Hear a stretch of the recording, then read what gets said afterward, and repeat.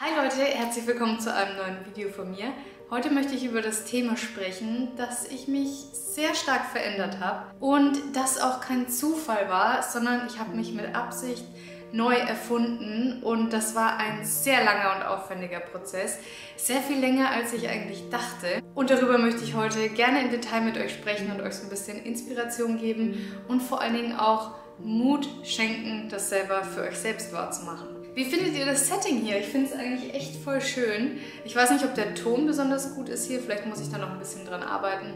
Aber vom Look her finde ich es schon mal sehr gut. Falls ihr neu auf meinem Kanal seid, dann herzlich willkommen. Mein Name ist Agnes und der Hintergrund dafür, dass ich mich überhaupt mit diesem Thema beschäftigt habe, ist eine sehr, sehr große Veränderung in meinem Leben, die für viele von euch vielleicht kein Geheimnis mehr ist.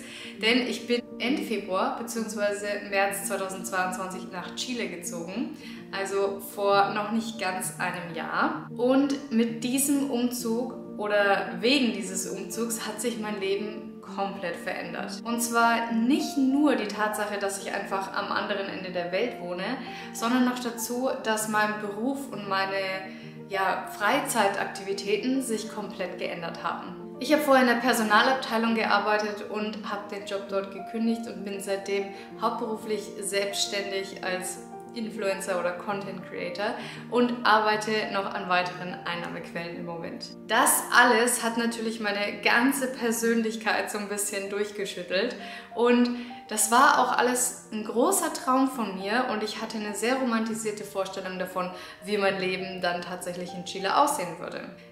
Die Realität sah so ein bisschen anders aus, denn der Prozess war erstens nicht nur sehr viel langsamer, als ich das gehofft hätte, sondern er war auch in manchen Dingen schwerer und ich stand auch vor ein paar unerwarteten Herausforderungen, nennen wir es mal, die ich zu meistern hatte.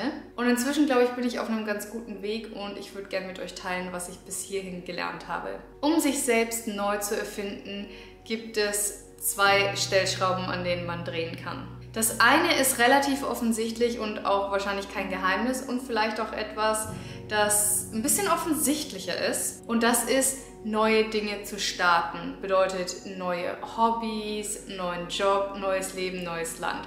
Also irgendwas neu beginnen. Aber die andere Stellschraube, die oft vergessen wird, die aber eigentlich viel wichtiger ist alte Sachen loszulassen. Sei das jetzt Glaubenssätze, sei das irgendwelche Ängste, was auch immer. Ich werde gleich im Detail darauf eingehen, was das für mich war.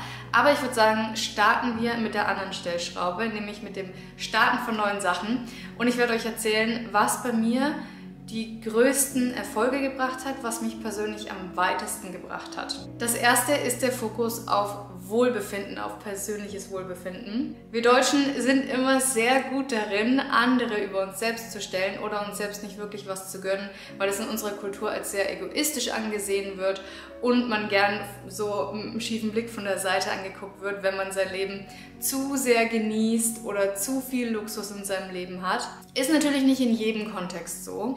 Aber oft wird das sich selbst was Gutes tun nicht unbedingt als was Positives gesehen in unserer Gesellschaft. Ich habe aber gemerkt, dass ich das unbedingt auch implementieren muss, wenn ich mich wirklich auch besser fühlen will. Denn besser fühlen kommt halt nicht von ungefähr. Und dazu gehören ein paar Veränderungen, die ich durchgeführt habe. Und die sind sehr stark kollidiert mit meinem Minimalismus-Ansatz, den ich ja auch lebe.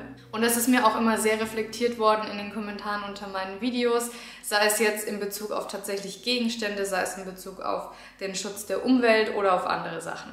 Das erste war zum Beispiel, dass ich meinen Kleiderschrank bzw. die Kleidung, in der ich mich täglich anziehe, etwas angepasst habe. Ich habe mir keinen komplett neuen Kleiderschrank gekauft. Ich verlinke euch mal die Videos, in denen ich das gemacht habe, hier oben. Das war, glaube ich, im September oder Oktober. Ich habe mich gezielt auf die Suche gemacht nach den Kleidungsstücken, in denen ich mich tatsächlich wohlfühle, in denen ich mich repräsentiert fühle und die mich widerspiegeln, so wie ich mich in dem Moment fühle. Und das hat bedeutet, dass ich ein paar Sachen losgelassen habe und dass auch ein paar neue Sachen mit eingezogen sind. Seitdem fühle ich mich so viel selbstbewusster, wenn ich auf die Straße gehe. Außerdem habe ich noch ein paar andere kleine Änderungen vorgenommen. Ich habe zum Beispiel bei meinen Wimpern-Extensions eine Schippe draufgelegt und lasse jetzt nicht mehr Classics machen, sondern Rimmel, das wie das hier in Chile heißt. In Deutschland hatte ich früher 1D und ich würde sagen, Rimmel ist wahrscheinlich so 2D.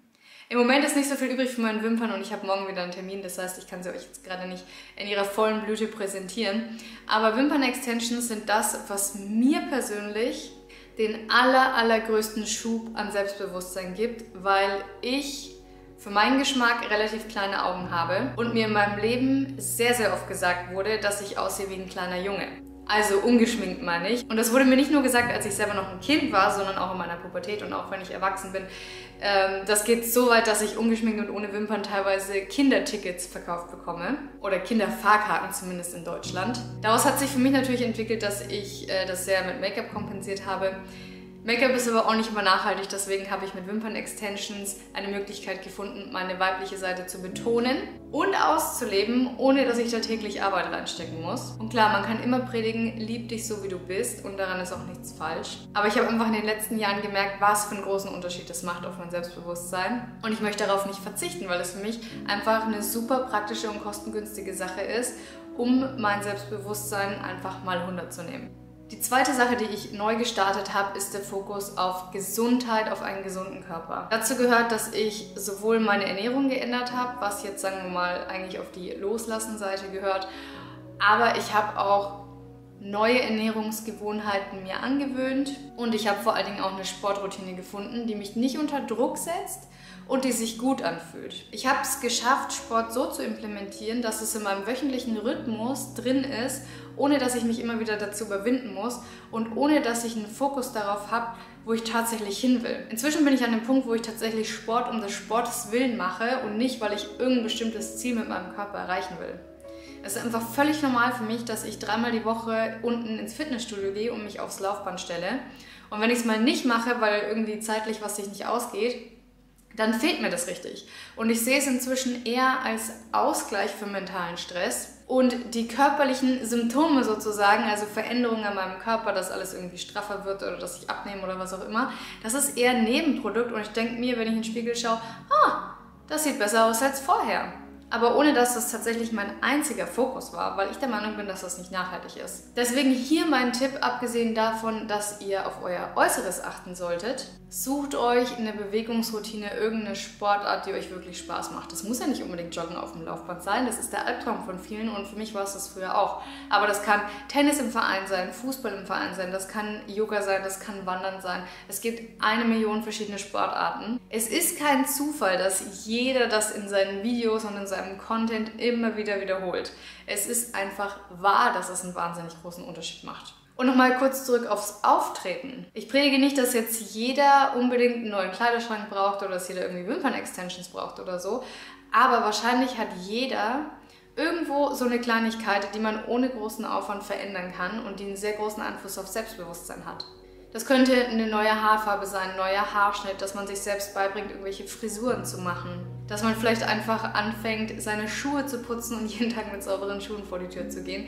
Dass man anfängt, seine Nägel besser zu pflegen. Das kann alles Mögliche sein und es muss nicht verbunden sein mit irgendeiner Art von Kauf- oder Kosmetikstudio. Sehr viele Sachen kann man selber zu Hause machen. Das dritte, was ich neu gestartet habe, ist meine Kreativität wieder auszuleben. Sehr oft wird ja gepredigt, man soll sich daran erinnern, was einem als Kind Spaß gemacht hat. Und als Kind war ich sehr kreativ. Ich habe sehr viel gemalt, ich habe getöpfert, ich habe gebastelt. Ich habe sogar in der Realschule den Werkenzweig gewählt und habe da sogar einen Schulabschluss in handwerklichen Tätigkeiten mit Holz, Kunststoff, Metall und Ton und Papier. Das heißt, ich habe sogar eine handwerkliche Mini-Ausbildung sozusagen gemacht in meinem Leben. Aber mit der Wahl meines Studiums ist es alles total in den Hintergrund gerückt und ich habe überhaupt nicht gemerkt, wie sehr mir das gefehlt hat. Es muss jetzt auch nicht unbedingt irgendwas in diese Richtung sein für euch. Das kann auch irgendwas ganz anderes sein, wie zum Beispiel Singen oder Schauspiel. Oder vielleicht kann man da ja sogar den Link zum Sport ziehen. Wenn man mich also fragt, was für Sachen ich neu gestartet habe und was mir am meisten dabei geholfen hat, dass ich mich neu erfunden habe, wäre es zum einen, dass ich mir mehr Mühe mit meinem Auftreten gebe und dafür sorge, dass ich mich wohler fühle in meiner eigenen Haut, dass ich Sport mache und dadurch ein besseres Körpergefühl habe und dass ich meine Kreativität jetzt in meiner Freizeit aktiv auslebe und es nicht immer auf die Zukunft verschiebe, immer auf irgendwann werde ich das machen, irgendwann kümmere ich mich drum, irgendwann kaufe ich mir das. So, was aber meiner Meinung nach noch sehr viel wichtiger ist, denn all diese Sachen habe ich direkt von Anfang an gestartet, aber ich habe nicht so richtig einen Progress gemerkt, ich bin irgendwie immer stecken geblieben. Und das war einfach, weil ich nicht gleichzeitig auch mein altes Ego losgelassen habe. Und jetzt wird es ein bisschen tiefgründiger, denn das waren sehr viele Glaubenssätze und Sachen, die einfach in meinem Kopf verankert waren, durch meine Erziehung, durch Sachen, die ich erlebt habe in meiner Kindheit und Pubertät. Und vor allen Dingen auch durch gesellschaftliche Ansätze, gesellschaftliche Erwartungshaltungen an Frauen, an mich persönlich oder an junge Leute im Allgemeinen. Zum einen hatte ich eigentlich schon eine relativ groß ausgeprägte Social Anxiety. Das fällt mir erst im Nachhinein so richtig auf. Das kommt vor allen Dingen daher, dass ich in der Oberpfalz aufgewachsen bin und da, wo ich früher gewohnt habe, es einfach nicht normal war, sich mit Fremden zu unterhalten. Und jedes Mal, wenn man sich mit jemandem unterhalten hat, weil man zum Beispiel seinen Service gebraucht hat oder also jetzt im geschäftlichen Kontext oder man geht in den Laden, will was kaufen, redet mit der Verkäuferin, whatever. Oder man ruft bei der Arzthelferin an, weil man einen Termin will. Und es war einfach größtenteils eine negative Erfahrung. Ich weiß, es gibt welche unter euch, die dort wohnen und die es nicht so empfinden, aber für mich war das so. Und das hat einfach so sehr in mich reingebläut, dass es einfach unangenehm ist, mit Leuten zu sprechen, die man nicht kennt. Und durch die ganze Auswandergeschichte musste ich das natürlich ablegen, weil ohne fremde Hilfe kommt man hier nicht weit. Das heißt, ich habe da sehr, sehr viel an mir gearbeitet, sehr viel Shadowwork betrieben, sehr viel gejournalt, sehr viel meditiert, sehr viel Experimente gemacht, bin sehr viel über meinen eigenen Schatten gesprungen und bin jetzt an einem Punkt, wo ich wirklich ohne Probleme mit Fremden sprechen kann, ohne vorher irgendwie die Krise zu kriegen und ohne vorher ein negatives Gefühl zu haben, wenn ihr wisst, wie ich meine. Ich kann in den Laden gehen und mich mit dem Verkäufer unterhalten, ohne ein schlechtes Gewissen zu haben, dass ich da drin tatsächlich nichts kaufen werde. Eine andere Sache, die ich losgelassen habe, die ich gerade schon erwähnt habe, ist die schlechte Ernährung. Wie ich euch bereits erzählt habe, hatte ich eine extreme Schokoladensucht. Ich verlinke euch mal das Video hier oben. Könnt ihr euch gerne angucken. Deswegen werde ich da jetzt nicht mehr im Detail drauf eingehen, weil ich das schon sehr ausführlich besprochen habe. Und wenn ihr euch jetzt denkt, okay, eine Schokoladensucht ist jetzt echt nicht so wild, schaut das Video. Diese Veränderung konnte ich vor allen Dingen nur so einfach schaffen, weil ich einen sehr großen Wechsel in meinem Wohnort und in meinem Umfeld hatte. Ich bin gerade sehr stark in dem Prozess loszulassen, die Angst davor, bei anderen anzuecken. Ich weiß noch nicht genau, woher es kommt. Vielleicht ist es auch einfach so ein gesellschaftliches Ding, was viele Frauen irgendwie haben. Aber ich war schon echt arg ein People-Pleaser. Und es war mir sehr wichtig, dass andere Leute nicht sauer auf mich sind, mich nicht missverstehen und nicht schlecht über mich denken. Was, wenn wir realistisch sind, einfach unmöglich ist. Denn wie eine Nachricht beim Empfänger ankommt, kann ich nicht beeinflussen. Ich kann nur meine Worte mit sozusagen Liebe losschicken oder mit den besten Intentionen und ich kann es so formulieren, dass es hoffentlich vielleicht richtig ankommt. Aber jeder, der mich falsch verstehen will, der versteht mich auch falsch und das liegt nicht in meiner Hand. Ich habe einfach verinnerlicht, dass ich nur dafür verantwortlich bin, mit welcher Intention ich Sachen in die Welt sende. Und manchmal sind das vielleicht auch Meinungen, die andere nicht teilen. Aber ich habe mich so ein bisschen davon entfernt, das dann persönlich zu nehmen. Und ich bin auch noch dabei, weil das ist wirklich eine Sache, die echt tief sitzt. Ein Schritt war zum Beispiel, dass ich ja hier auf YouTube offenbart habe, dass ich ein spirituelles Erwachen hatte und mich in Zukunft mehr mit Spiritualität beschäftigen möchte. Und ich habe am kommenden Wochenende meine erste spirituelle Veranstaltung, an der ich teilnehmen werde. Okay, das klingt jetzt so, als hätte ich das gemacht. Aber ich bin zufällig gestoßen über eine Kakaozeremonie und einen Frauenzirkel und an dem werde ich teilnehmen. Und allein das auszusprechen fühlt sich echt weird an und mein inneres Kind krampft so zusammen und denkt sich, nimm sie wieder zurück, die Leute werden dich für wahnsinnig halten. Aber ich versuche das abzulegen und versuche wirklich 100% zu mir zu stehen und zu meinen Interessen. Und im Endeffekt geht es ja auch niemandem was an. Und noch dazu ist es ja nicht mal was Schlechtes, denn wenn, dann macht Spiritualität die Welt einfach nur besser, schöner, harmonischer und trägt zum Weltfrieden bei. Ich habe auch zum ersten Mal in Instagram geteilt, dass ich spirituelle Bücher gelesen habe zum Beispiel. Und vorher dachte ich mir so, oh je. Gerade mit dem Beruf als Influencer hatte ich natürlich extrem Angst davor, dass ich Follower verliere. Im Endeffekt passiert es natürlich gar nichts. Ich habe keine neuen in dem Sinne deswegen dazu gewonnen. Ich habe aber auch nicht wirklich Follower verloren. Und Follower sind natürlich auch nicht alles. Aber wo wir gerade dabei sind beim Thema Leute verlieren, ich hatte auch immer irgendwie Bedenken, so ein bisschen den Draht zu verlieren zu gewissen Freunden, gewissen Freundeskreisen oder Familienmitgliedern. Und jetzt, seit ich in Chile bin, merke ich einfach, wie extrem schwierig das ist, mit manchen Menschen den Kontakt aufrechtzuerhalten. Und inzwischen bin ich bei der Meinung angekommen, dass es einfach keine Einbahnstraße ist. Manchmal schreibe ich dann jemandem, von dem ich 3-4 Monate nichts gehört habe und frage ihn, wie es ihm geht, und dann kommt zurück, ja, ich kriege ja gar nichts mehr mit von dir. Und ich denke mir, ja, aber ich von dir auch nicht. Also auch meine Familienmitglieder oder meine Freunde aus Deutschland können sich genauso bei mir melden. Das ist nicht verboten. Trotzdem lehnen sich viele natürlich eher zurück und sagen, okay, du bist diejenige, die weggezogen ist. Du bist in der Bringschuld. Aber das sehe ich inzwischen anders. Ich finde, eine Freundschaft sollte ein Gleichgewicht haben, und eine Freundin oder ein Freund oder ein Familienmitglied, was in Deutschland wohnt, hat genauso ein Leben mit Ereignissen, die passieren, und Gefühlen, die derjenige hat oder diejenige. Und die Person kann genauso mir schreiben, hey, pass mal auf, ich weiß, du bist in Chile, aber irgendwie ist jetzt gerade hier was passiert mit meiner Nachbarin oder Freundin oder Arbeit oder Hund oder Kind oder was auch immer, und ich würde gerne mit dir drüber reden. Das heißt nicht, dass nur bei mir irgendwie crazy Sachen passieren, und ich stehe auch nicht in der Bringschuld, erzählen zu müssen, was bei mir passiert ist. Wenn es dann heißt, irgendwie, ich wusste gar nicht, dass du jetzt irgendwie das und das machst. Ja, du hast mich auch nicht gefragt. Also Freundschaften und Beziehungen sind keine Einbahnstraße. Und wenn sich jemand nicht von alleine meldet, dann hat das Ganze auch wirklich wenig Sinn. Eine Sache, die mir sehr schwer fällt loszulassen, aber die ich einfach loslassen muss, wenn ich weiterkommen will im Leben, ist der Perfektionismus, und ich glaube, das betrifft auch sehr viele von uns. Ich habe oder hatte das Problem, dass ich immer das Gefühl hatte, ich muss alles vorher wissen und geplant haben, bevor ich anfangen darf. Mit allen möglichen Projekten. Ein Beispiel, bei dem ich mich selbst jetzt überwunden habe, ist das Projekt, ein Buch zu schreiben. Ich habe keine Ahnung, wie der Prozess bis zum Schluss funktioniert. Ich habe noch keine Ahnung, welche Verlage ich kontaktieren könnte, wenn ich fertig bin.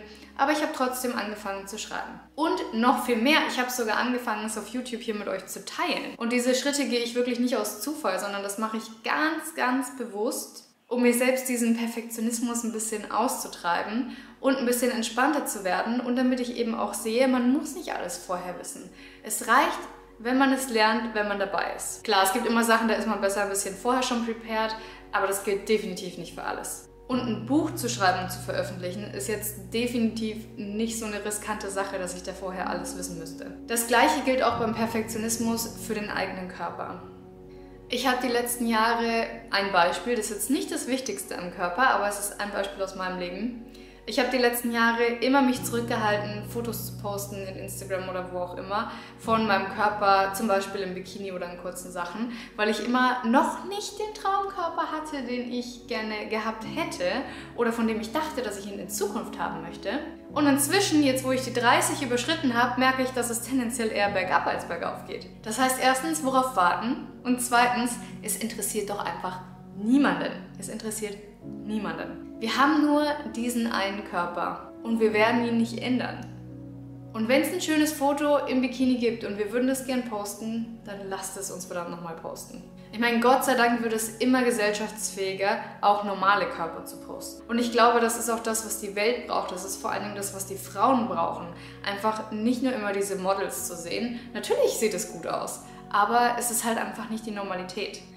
Und der letzte Punkt, den ich versuche loszulassen, und das ist wirklich auch der schwierigste für mich und ich glaube der tiefsitzendste und ich glaube, das ist auch das größte Problem meiner vergangenen Jahre, und das ist die Angst davor, gesehen zu werden, wahrgenommen zu werden, Lärm zu machen, Raum einzunehmen als junge Frau. Aus irgendeinem Grund habe ich einfach diesen Glaubenssatz, ich bin ja nur ein kleines Mädchen und ich bin dem nicht gewachsen, oder wenn ich laut bin, dann werde ich belächelt.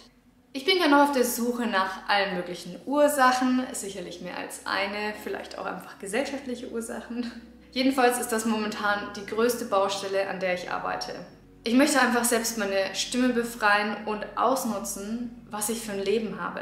Ich habe es einfach geschafft, mein Traumleben zu kreieren in kürzester Zeit, zusammen mit meinem Mann hier in Chile, in einer fantastischen Wohnung, in einem fantastischen Land, fantastischen Stadt, mit fantastischen Freunden. Und es gibt keinen Grund, mich irgendwie zurückzuhalten mit irgendwas. Ich habe alle Freiheiten, ich bin gesund. Und trotzdem denke ich mir manchmal, ist jetzt vielleicht schon ein bisschen gewagt, das zu machen oder zu sagen oder zu posten. Aber why not? Davon möchte ich mich wirklich freilassen und ich möchte lauter werden und all den Platz einnehmen, den ich verdiene. Und das wünsche ich mir auf jeden Fall auch für euch. Ich hoffe, es waren ein paar Tipps dabei, die euch zum Nachdenken gebracht haben und die vielleicht auch so ein bisschen Anstoß geben, was in eurem eigenen Leben zu verändern. In diesem Sinne, habt noch einen fantastischen Tag und wir sehen uns ganz bald wieder in meinem nächsten Video. Adios!